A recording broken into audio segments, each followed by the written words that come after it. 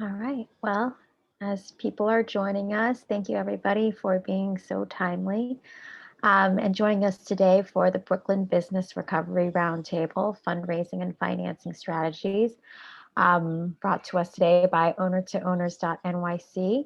My name is Antu Nguyen. I will be facilitating the session today. We have a really great panel of folks, and we'll be joined by Deputy Mayor Phil Thompson, State Senator Jabari Brizport, Roger Green, former member of New York City Assembly, and worker owners of worker cooperative businesses based here in New York, including Greg Rockman at Prospect Butcher Company, Linda Diaz from Brooklyn Stone and Tile, and also Craig Samuel from B&C Restaurant Group.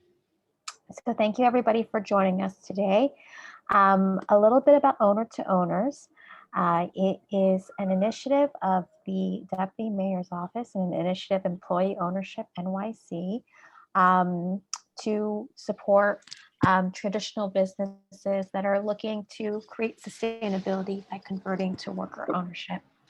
So we are joined us, so to intro the initiative, I will pass it on to,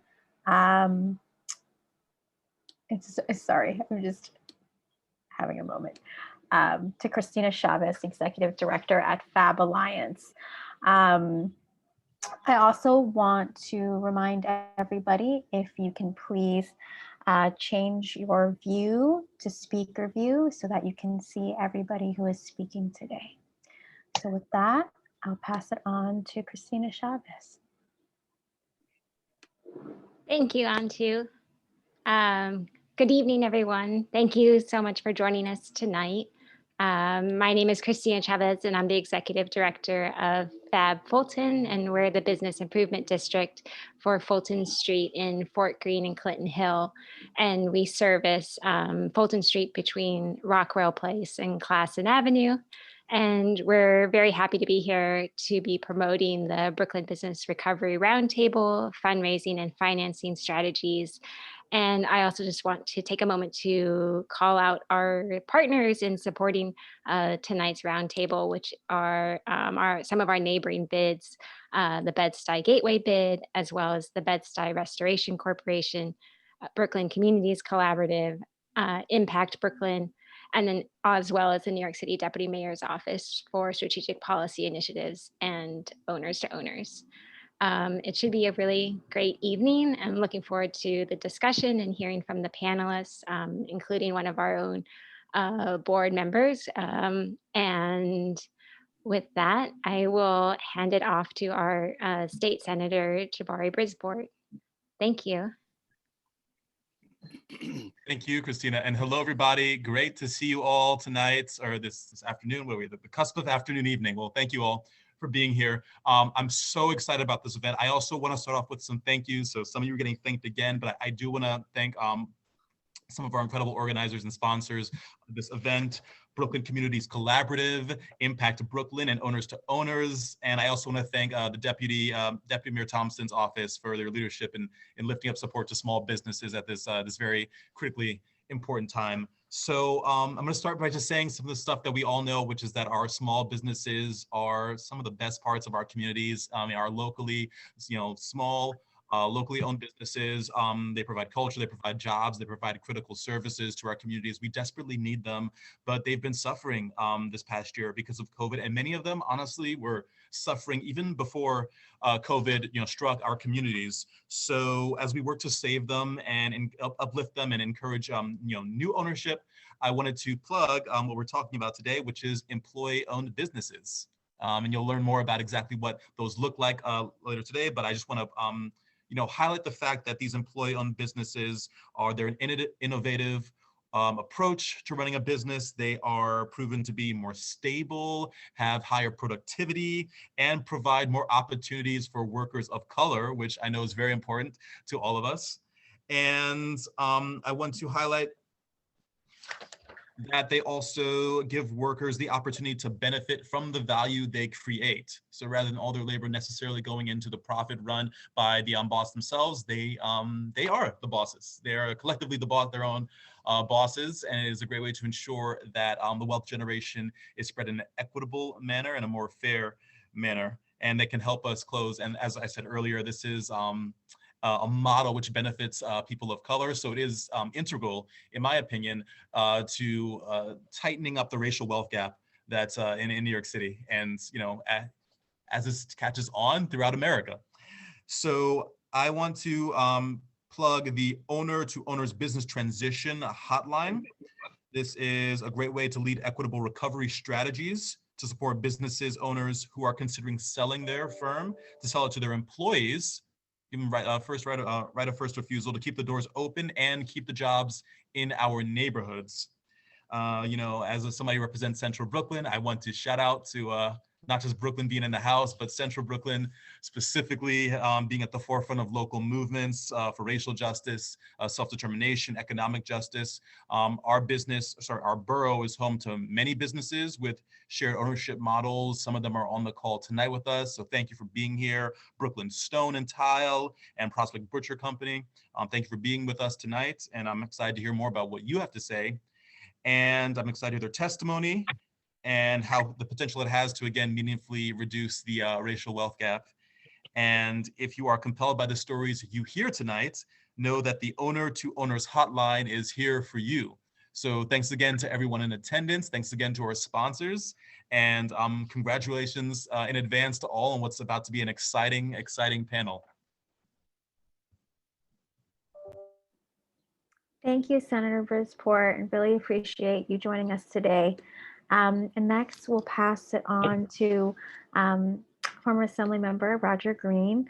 Roger Green served Brooklyn's Assembly District 57 in the New York State Assembly for 26 years, and shortly before the end of his term was appointed a distinguished lecturer at Medgar Evers College and became the director of the Du Bois Bunch Center on Public Policy, a think tank dedicated to advancing best practices in law, policy, and community covenants that advance social and economic justice for urban communities within the U.S. and throughout the African diaspora. So passing it on to Roger. Right. Thank you very much. Really want to express my heartfelt appreciation for having this opportunity to support this effort to what I think is to build an economic democracy infrastructure throughout Central Brooklyn, particularly given the crisis that has impacted on a number of small businesses in Brooklyn. Really want to thank Deputy Mayor Thompson and his outstanding staff for having the vision to look at some innovative models to convert and provide transition for legacy owners who may want to ensure economic security for their incumbent workers, particularly during this crisis. And I also commend this work primarily because it addresses one of the key contradictions within our political economy at this point in time, which is the disproportionate concentration of wealth in the hands of some that has created this economic polarization. And so this program offers us an opportunity to readjust this inequality to ensure that these incumbent workers will not be disrupted from having, again, economic security, but also an opportunity to build generational wealth and to have what we call a citizen share of the wealth generated from various businesses. So again, this is outstanding opportunity, and I hope that the folks who are participating and engaged in this particular event tonight will take full advantage of what's being presented to them. So at this point in time, without any further ado, I'd like to introduce Mr. Craig Samuels. Craig is the founding member and owner of B&C Restaurant Group, a group I know very well because I eat there all the time. Peaches Peaches Hot House, as well as Peaches Shrimp and Crab, which is actually right around the corner from my house over on Grand Avenue. I have to say that they are an enterprise that has been welcomed in the community, and more importantly, they have demonstrated reciprocity in terms of how they, really embrace our community, the patrons who join them quite often. So at this point in time, I'd like to introduce Craig Samuels, who will talk about his experience, his lived experience in ensuring that the incumbent workers are part of his business, the challenges that he faced, particularly during this particular COVID crisis, and how the value of employee ownership can be of service not only to the founding owners of a company, but to the employees and also to the larger community. So at this point in time, if he would join us for this discussion, Gregory, Craig Samuel, thank you.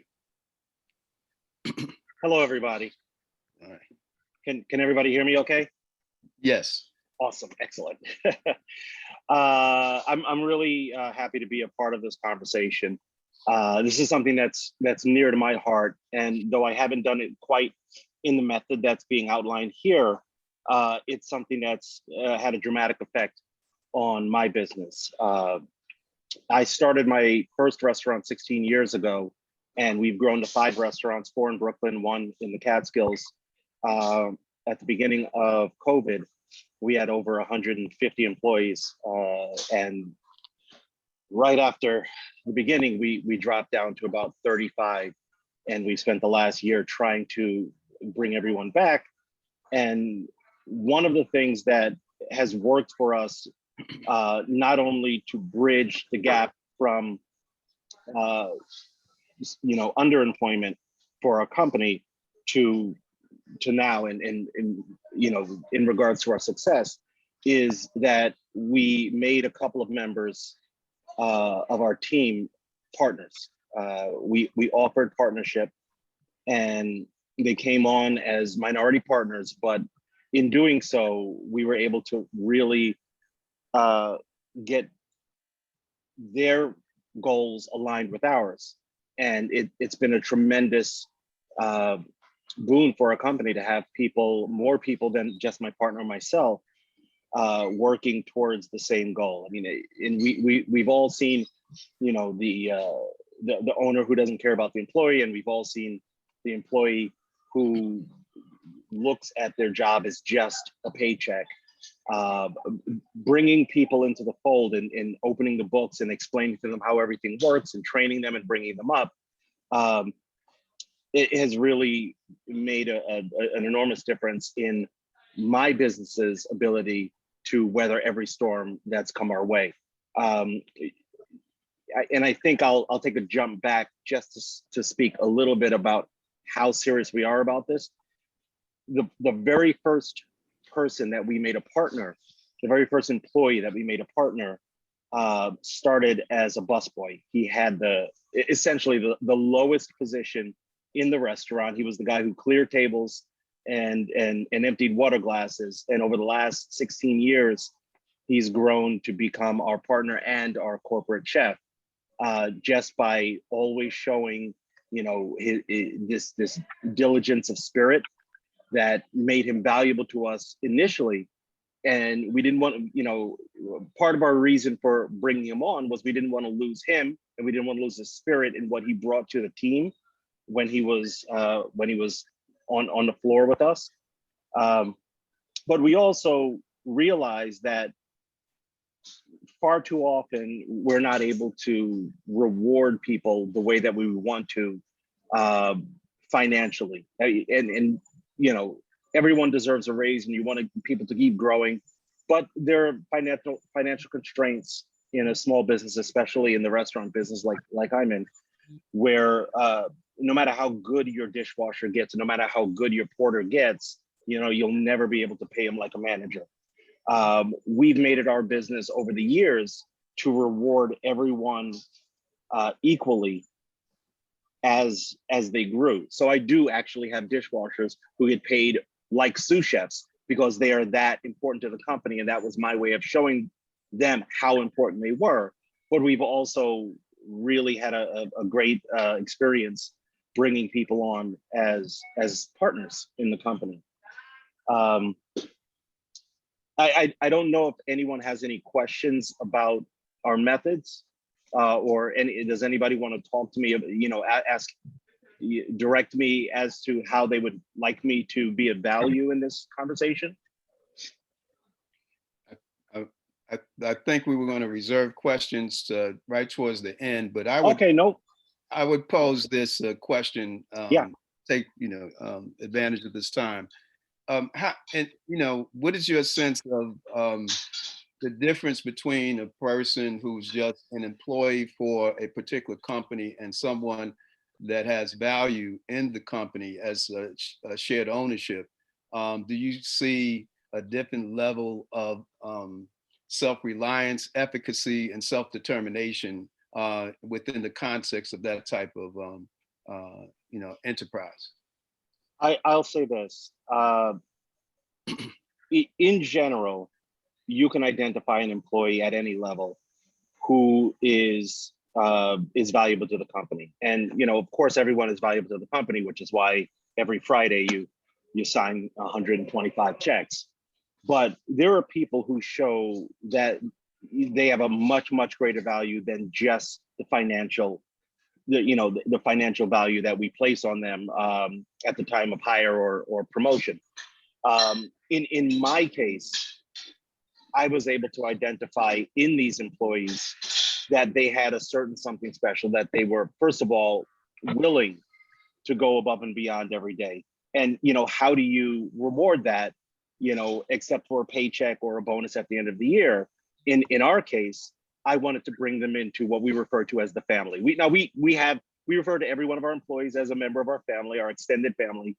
But as people are giving you, this X factor, this extra piece of themselves, for us, it made sense for us to give back to them the X factor, a piece of ourselves. And I'll say this, we have done in the past profit sharing, okay, as opposed to equity sharing.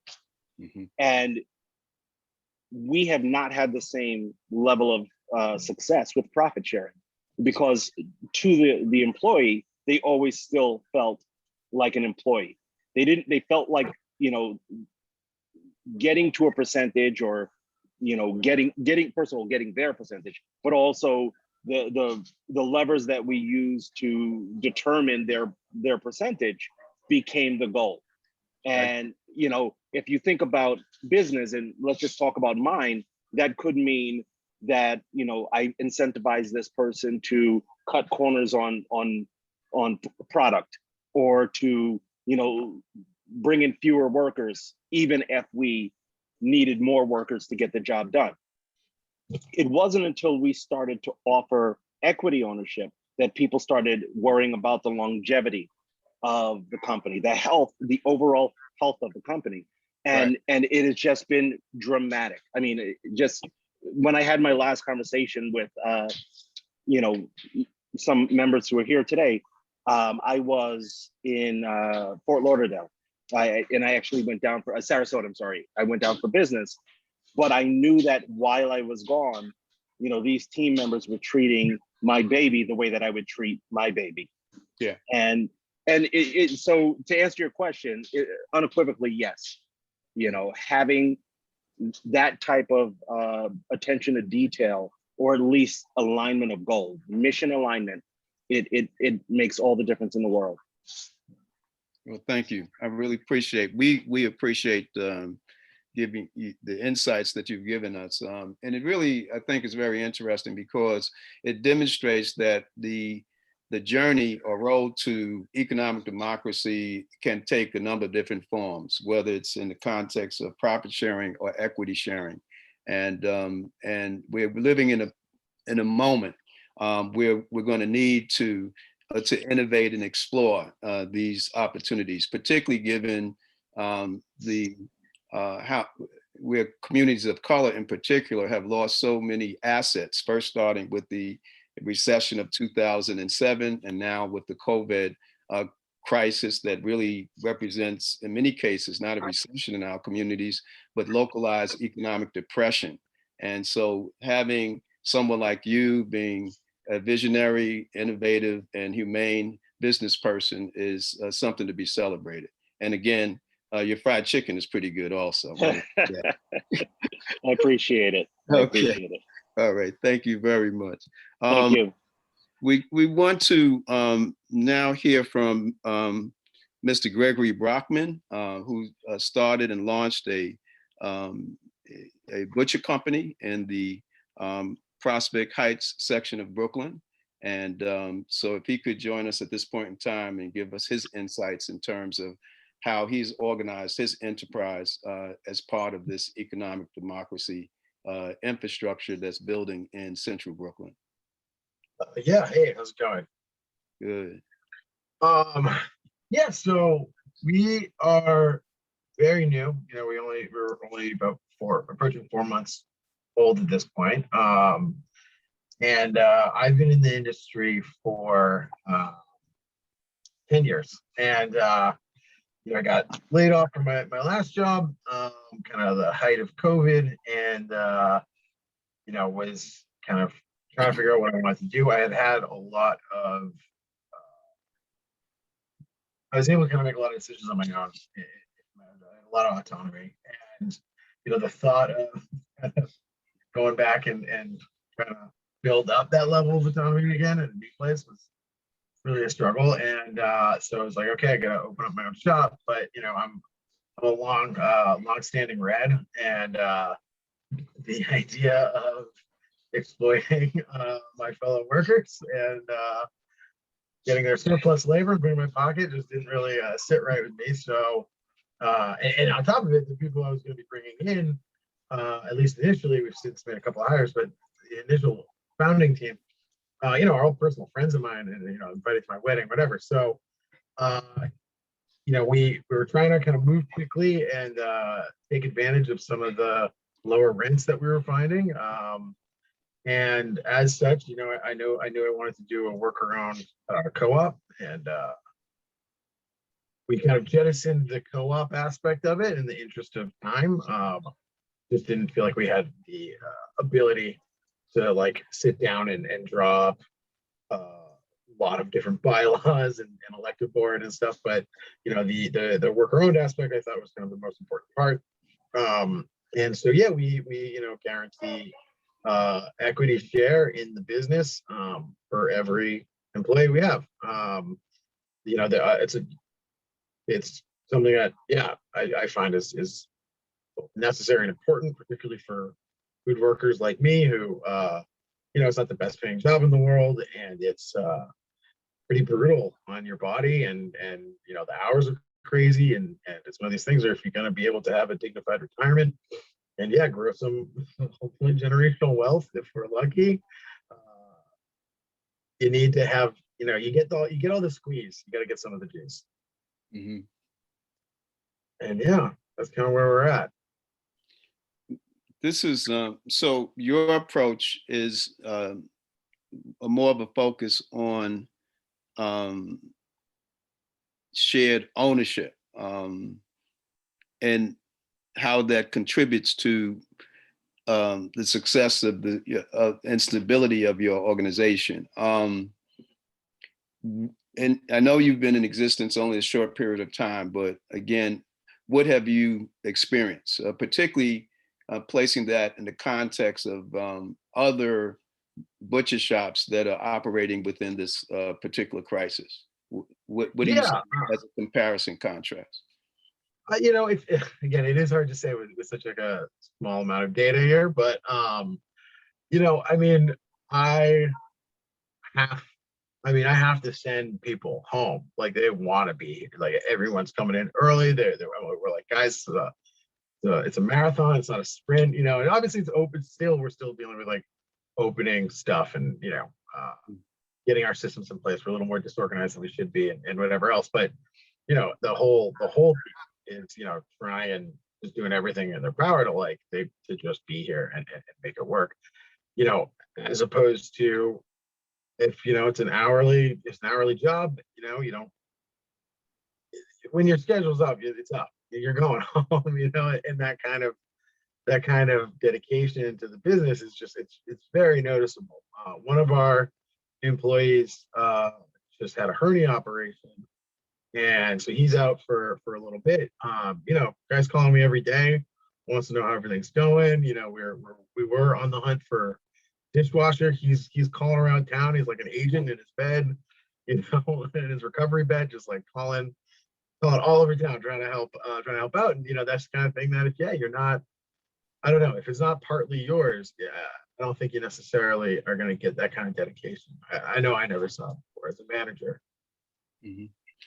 Do you envision the possibility or probability of eventually going through the details, dotting the I's and crossing the T's to create what might be called a worker-owned co-op? Like a proper co-op model. I mean, that's ideally like what we're working towards. It is, like I said, it's a lot of work, and we just kind of got to figure all that out. And opening a business during COVID is like had a lot of benefits and even more drawbacks. So it's just like we're just really very much like dealing with that right now. But I mean, that's the goal. That's what we would really love to see, is have like a proper worker-owned co-op. And there's elements of it we are attempting to work in to our day-to-day. There are elements of a sort of democracy in the workplace. We vote on stuff. We talk about what direction we want to go in. It's certainly not myself or my business partner, setting the tone, and there's no deviation there. It's very collaborative currently, and with any kind of luck, we'll have a little breathing room at some point, and maybe get 2 days off in a week. It'd be amazing. And can maybe do some more have you seen the amount of reading there is out there on starting to go up? It's insane. Okay. Like hundreds of pages. It's nuts. But maybe I'll be able to crack it if I get a couple of days off. We'd really like that. Dude, so and I that seems, it opens up a conversation, I think, about whether or not the city government, state government should also offer technical assistance for those people who want to co-create worker co-ops. Do you think that would be of value, and particularly like some of the existing entrepreneurial assistance centers or small business centers that exist? Would that be of value to someone like yourself who's envisioning moving in that direction? Yeah, I think so. I mean, so I've done some of the reading available online. I read a lot of literature, and so from my understanding, or at least what several of these papers had mentioned, was that it's easier to convert an existing business to a co-op than it is to start one from scratch, right? That's right. So along those lines, for sure, it would be amazing. I'm in the food industry because I don't want to sit at a computer and read a bunch of stuff, right?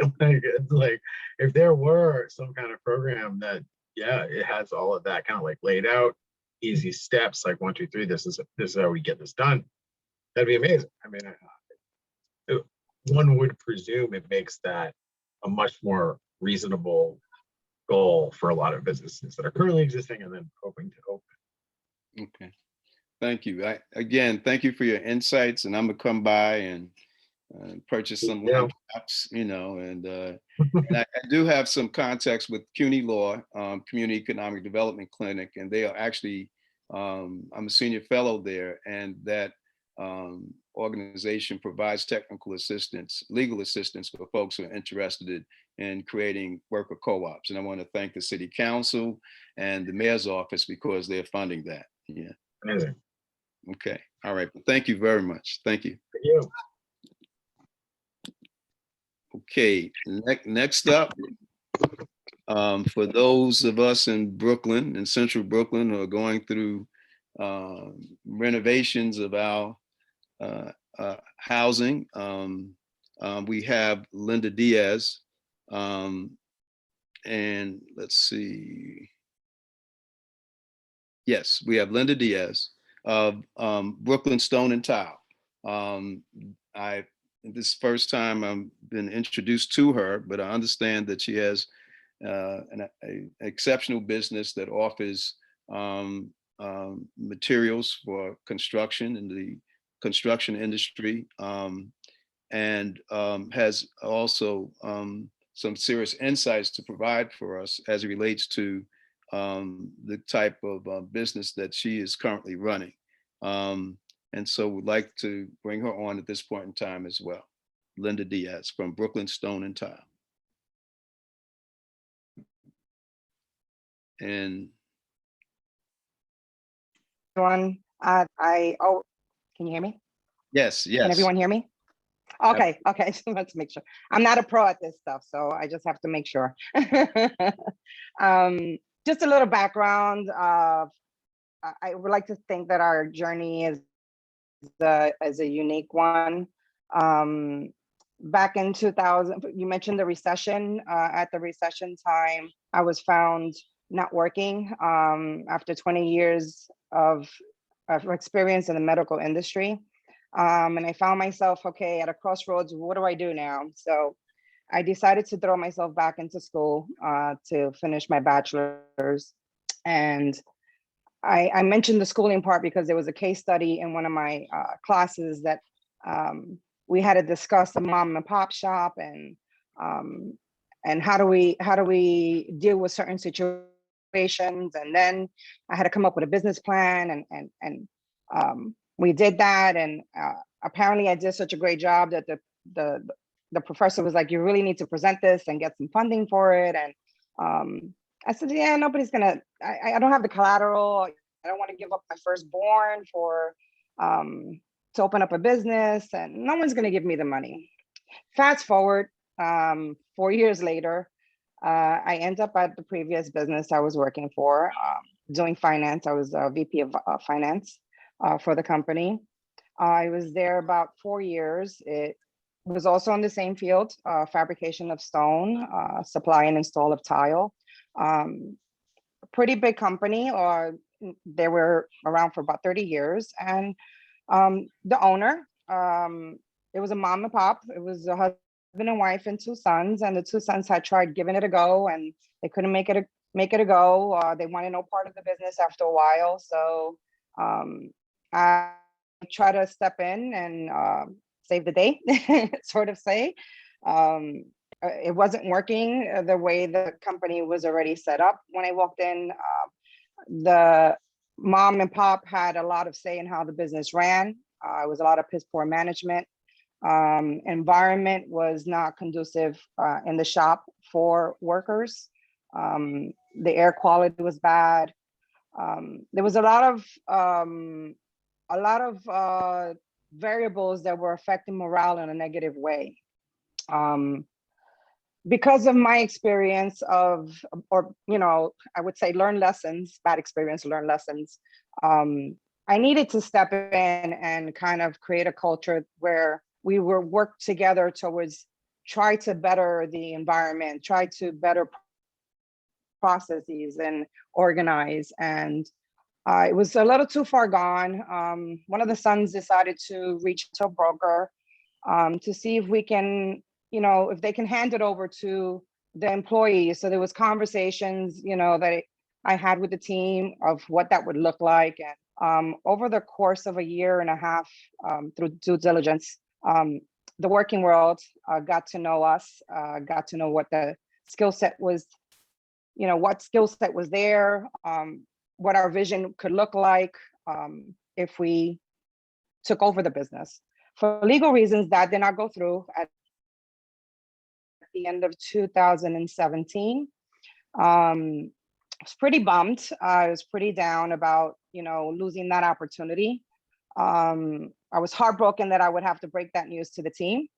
Then about a week later, I get a phone call from the working world, and said, can we meet for coffee? And I said, sure.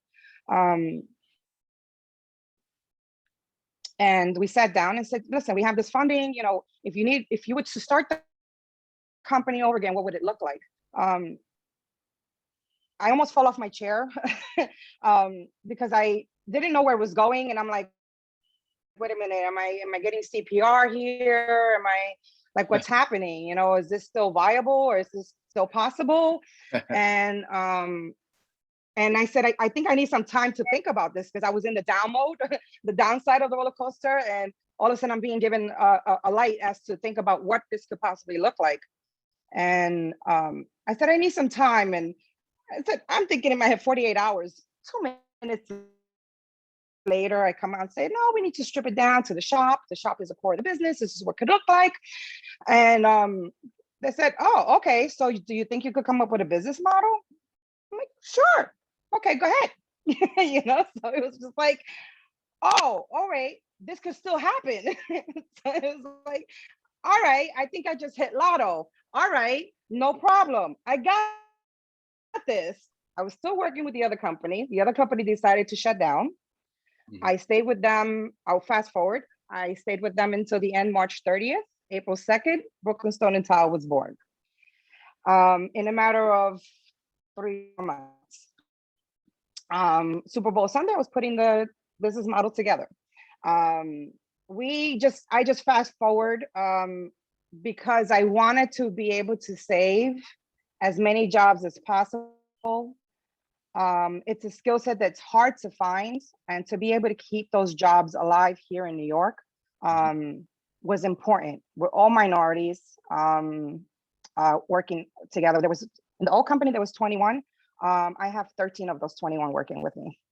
Wow. And I still have 2 or 3 that say, hey, when something opens up in the right lane, let me know, I'm coming on board.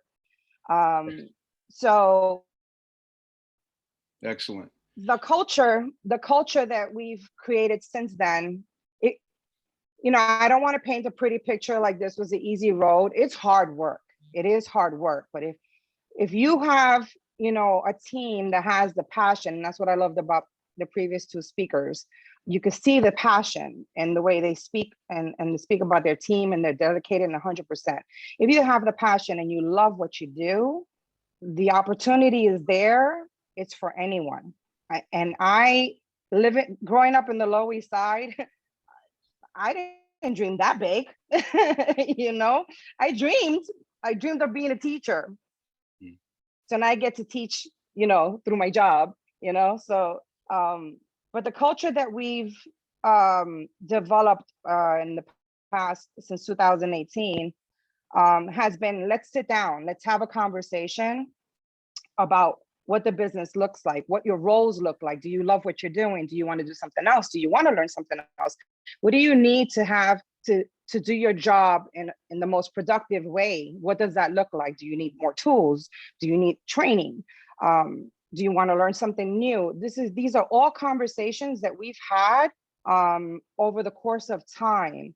And in the beginning, you would hear crickets. There was no one had input. They were afraid to speak up because of the old culture. There was, the bad experiences that they had, that they were told, you do as you're told, you don't have a voice.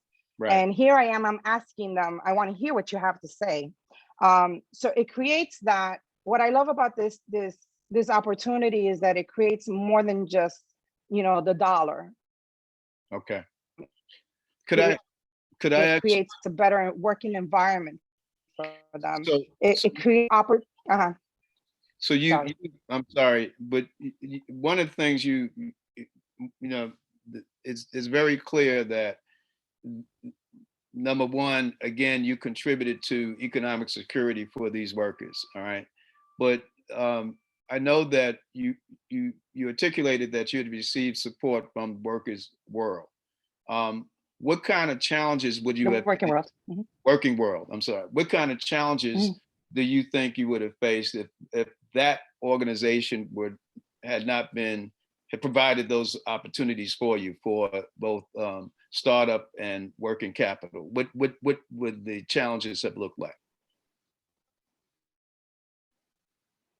We would not be, we wouldn't exist. Mm. As bottom line, we would not exist. You know, no one had the resources to put into to start up a company. You know, some of the team members don't never looked at finance, never looked at what it was to run a business. They only knew the lane that they were in, and that's either fabrication or installation. And you Right. know, I was lucky enough to bring on someone that knew sales, or someone that, you know, knew how to process orders, and someone that fabricates, and someone that cuts, and someone that installs, and someone that measures. So and I know how to manage, you know, I know management. So I think we had the right formula, you know, to be able to say, hey, we can do this. You know, we have the right people in place to do this. But had it not been for the working world, I probably working somewhere else under somebody else's thumb. I would hope not. Maybe teaching, you know. But My, so my last yeah. question would be, do you think that there's a role for state, city, and federal government to provide, again, investment and working capital for enterprises like yours? I would definitely love to see that. I think there is an opportunity for that.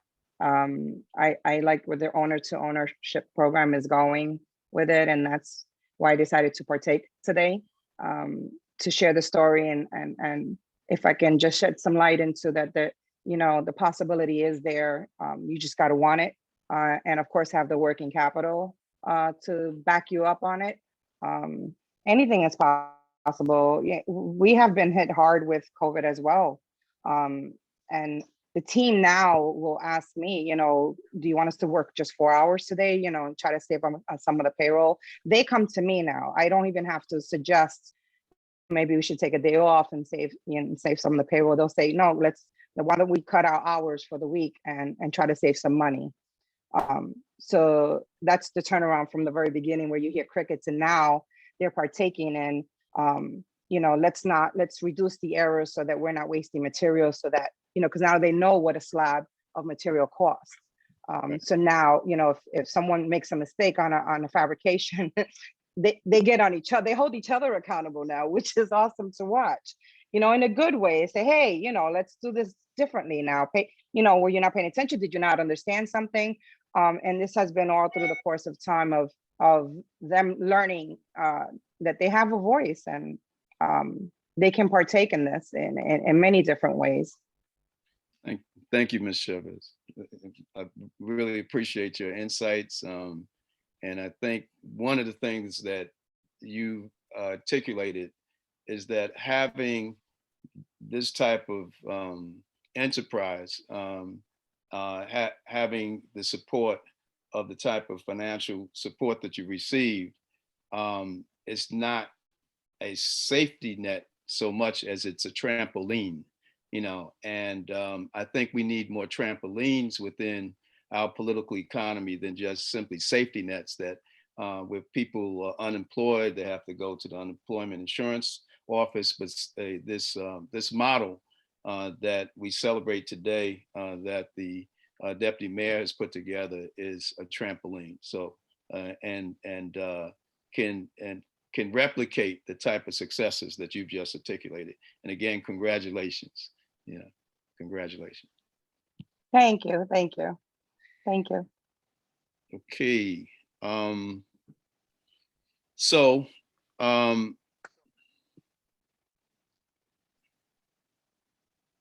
right. We now bring on Michelle Santz,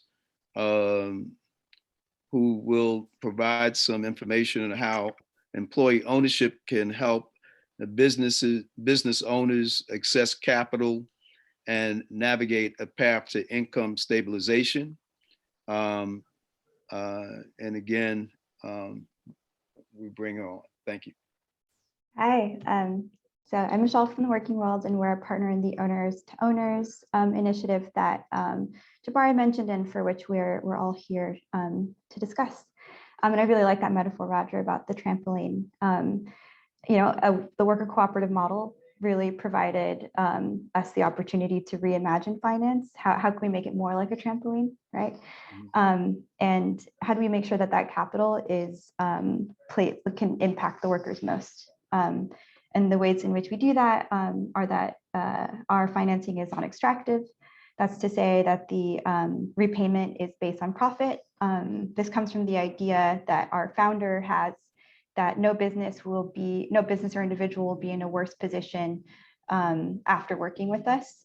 So all of the loans that we make are paid back out of profit. So it's not that you take out a loan and then the first month you need to pay it.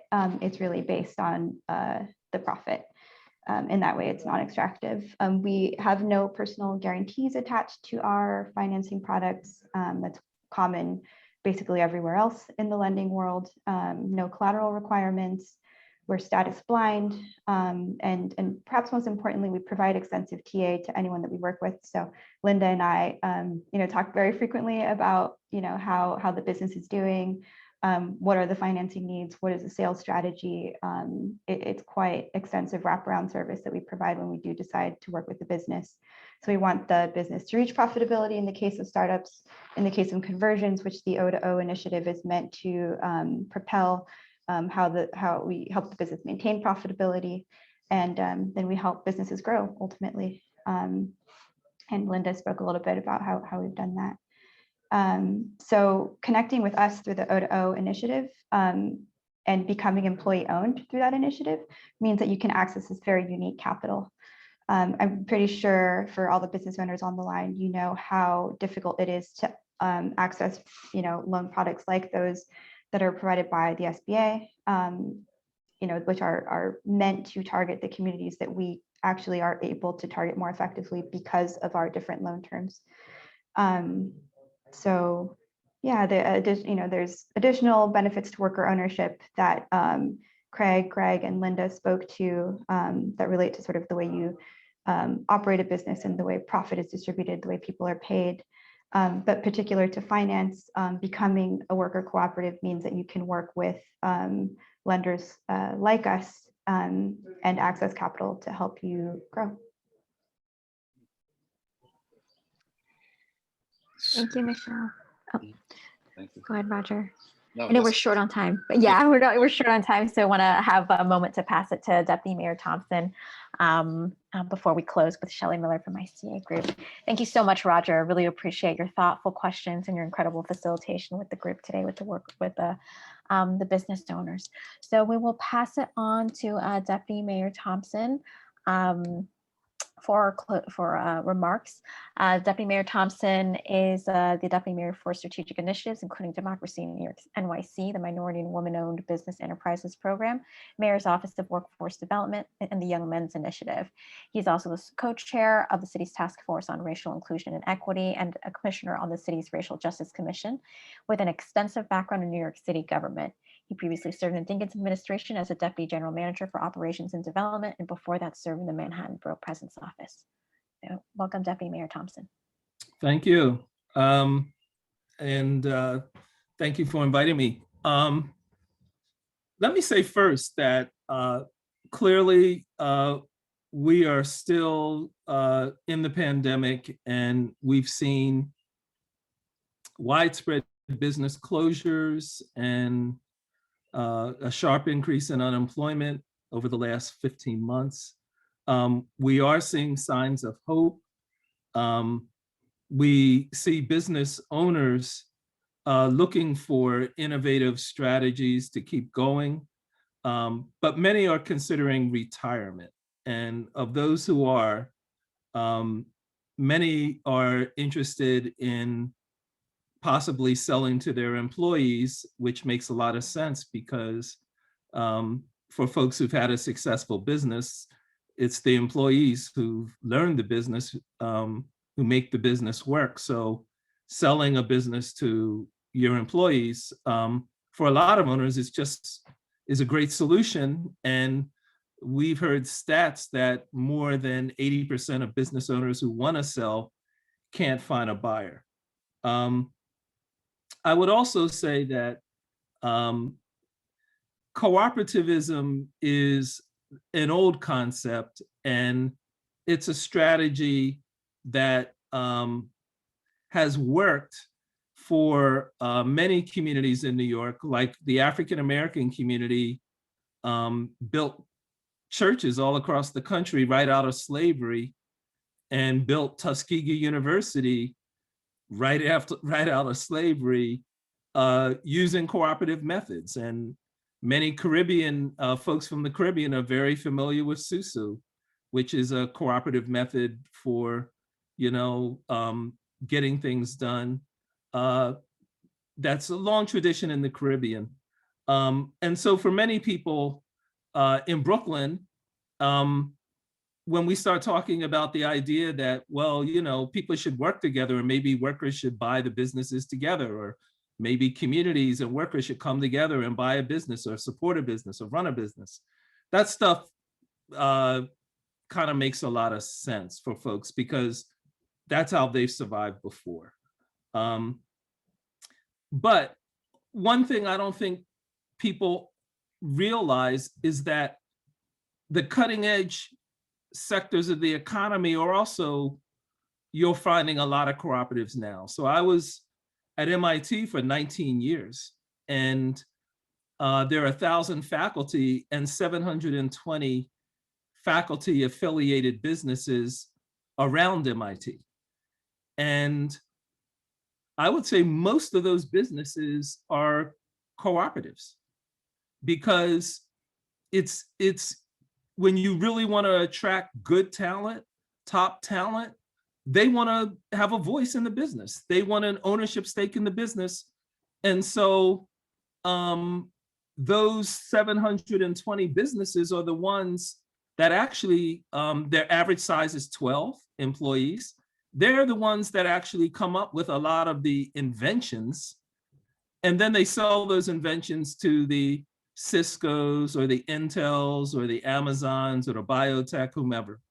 But the real energy, the real creativity are coming out of these small cooperative businesses. So I would say, looking forward in terms of where the economy is going with, more and more emphasis on tech and all of that, cooperatives make a lot of sense that way too. Now, New York City is advancing an initiative called Employee Ownership NYC, and we have the owner to owners business transition line. You've already heard from Marisol, who I think really can tell you from experience, like what the benefits are for, employees running their own business, and how employees, take great interest in it and innovate more.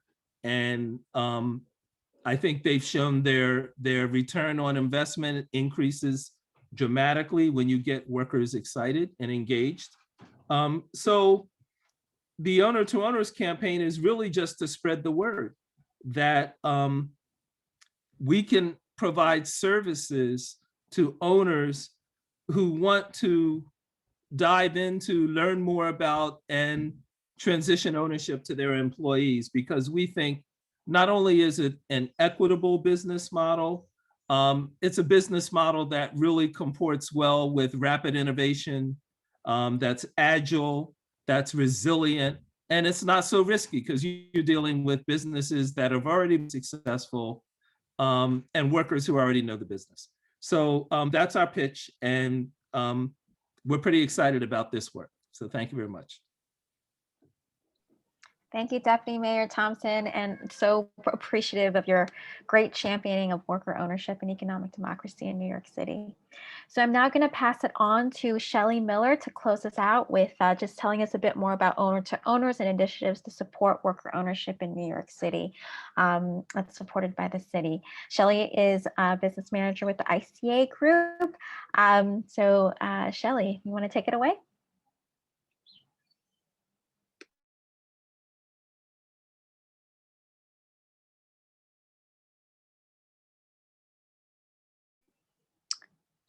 Is Shelley here?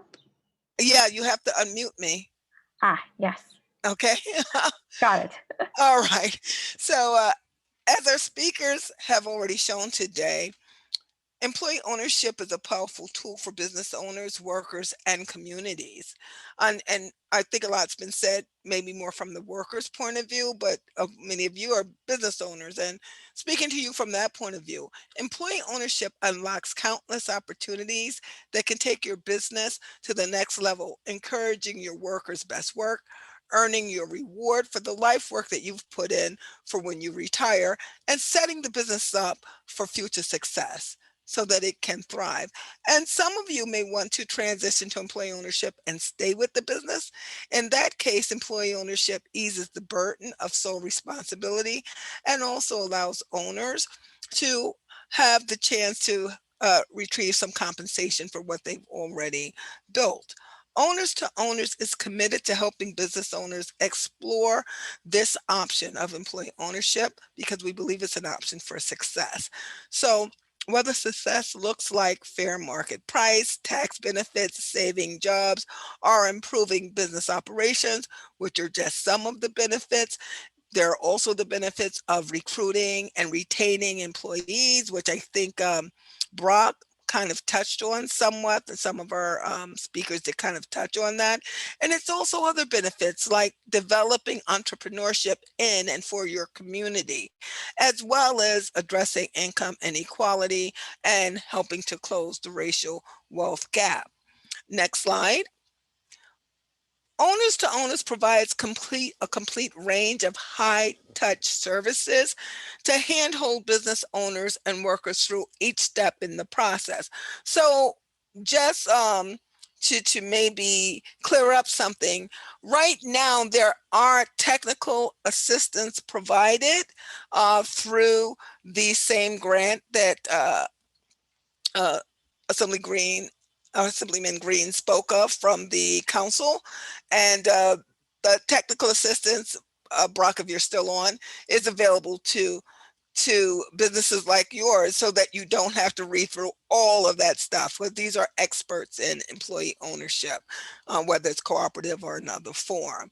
So just so that you know that that is available, and the kind of services that we provide include giving initial consultations and eligibility assessments, business valuation, business readiness assessments, access to capital, guidance through the sale process, training and education for founders, managers, and staff to support a successful transition to employee ownership. We know that small business owners can get a fair market value for their businesses when they sell to their employees. We also know that 80 to 90% of small business owners' wealth is tied up in their business. And earlier, Commissioner Thompson said that up to 80% of businesses cannot sell when they're ready to sell. Well, one other benefit of employee ownership is that through setting up a transition to employees, you as an owner can guarantee that you have a ready buyer at a fair market price. So it is important to have your business ready for transition and to know all of your options and to know whether this is best for you. It's essential that you know the real value of your business and thus what percentage of your net worth is tied up in it. Often for small businesses, you will find that selling to your employees is your best option. Through Owners to Owners, you can explore this option with expert guidance for free. Now is the time to find out whether your business is too owner-centric, relying on too few customers for the long-term success, or your records need cleaning up. Ask yourself, is it feasible to sell your business to your employees? Well, let Owners to Owners help you answer that question. Then you can decide if it is the best option for you. Call us today and you can get the free consultation and start down the road to having a complete exploration of whether this option is right for you. All of our services are offered at no cost to the business, again, thanks to the City Council and through an initiative called the Worker Cooperative Business Development Initiative, CUNY is actually one of our members, which Roger Green mentioned earlier. You can also visit our website at Owners to Owners NYC, or you can call 646-363-6592. And I hope that wasn't too rushed and garbled, but I did want to try to get through everything and hopefully leave a minute or two for some questions. And two. Thank you, Shelley. I really appreciate your time.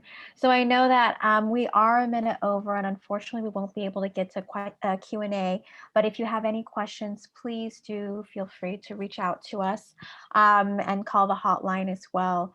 So again, really appreciate the time that you've spent. Thank you to Roger Green. Thank you to State Senator Brisbourne. Thank you to Deputy Mayor Phil Thompson, as well as all of the business owners who engaged with us today and took the time out of their very busy schedules. Thanks again to all, and looking forward to hearing from you. Have a good night.